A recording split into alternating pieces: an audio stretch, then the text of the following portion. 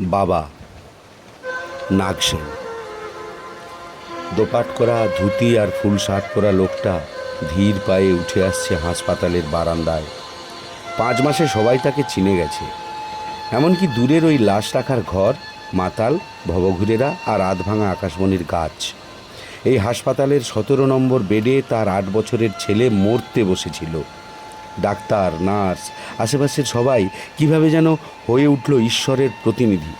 তারা সবাই মিলে বাঁচিয়ে তুলেছে ছেলেটাকে। 5 মাস ব্যবসা বন্ধ, একটার পর একটা বিক্রি হয়ে গেছে গৃহস্থালির জিনিস।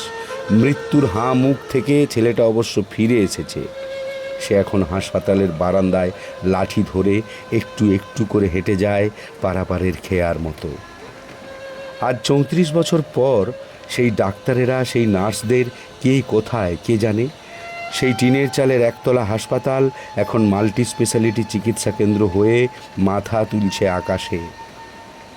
বাবা বেঁচে আছেন, ছেলেটাও এখন আরেকজনের বাবা। একই আকাশের তলায় তারা কেউ কাউকে চেনে না। সময় আর সম্পর্ক তাদের মাঝখানে এক বিরাট দেওয়াল তুলে বিচ্ছিন্ন করেছে।